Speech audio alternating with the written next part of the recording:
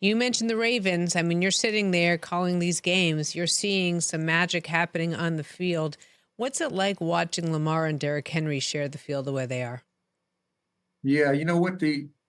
I've never really realized how big Derrick Henry was until he walked in the building, or until I walked in the building the first time and said, man, the dude's Chris McCoy was big and he's big, but he is like solid. I think he's like maybe 4% fat. And when you see him run, he runs high like Eric Dickerson. He's faster than what you think he is. He's obviously stronger than what you think he is. But he's been a huge benefit for Lamar because Lamar now doesn't have to be the leading rusher and the leading passer for the Baltimore Ravens. And Derrick Henry can take some of that weight off his back on the offensive side.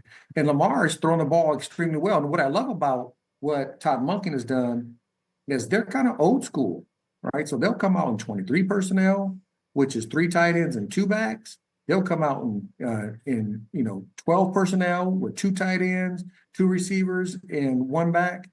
They'll come out in 11 personnel, but they're moving things around, and I love it because they'll get in that heavy package, and when they get in that heavy package, their tight ends can catch, their running backs can catch, so they'll throw out of it. So if it's a heavy package, they're heavy in the box. Lamar will check out of it. He'll check to a pass.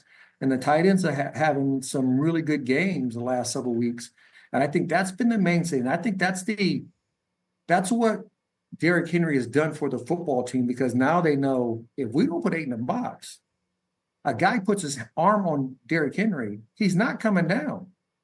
And if he does, he normally pulls a pile for 4 to 5 yards, and it's still second and medium. And it's going to be 3rd and short. And you're not going to stop him again to get the first down because they're going to give it to him. And he'll just fall over and get the first down. So he's been really critical for Lamar's growth as a passer.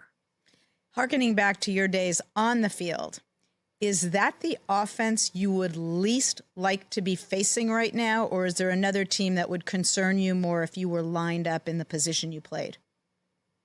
No, I think that would be the one.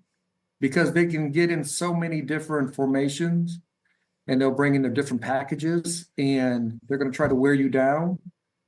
Now, if I had the 2000 Ravens defense, I wouldn't care what package they got into. Yeah. They're not going to run the ball against anybody. They're not going to run the ball against us. But in the day's game, I would be concerned about the variety of formation or personnel groupings they give you.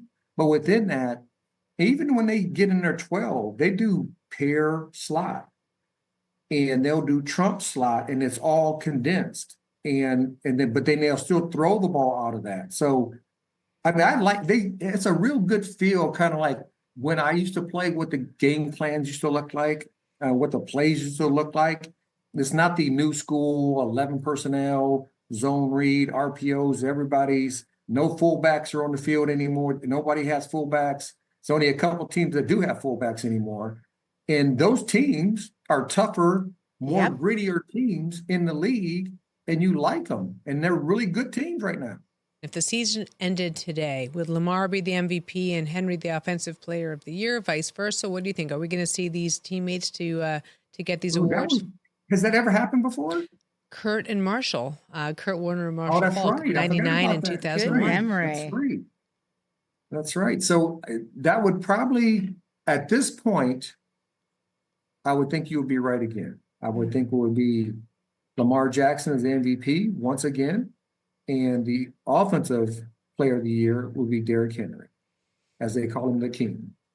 Check out new episodes of What the Football with Suzy Shuster and Amy Trask every Tuesday. Watch us on the Rich Eisen Show YouTube page or follow and listen wherever you get your podcasts.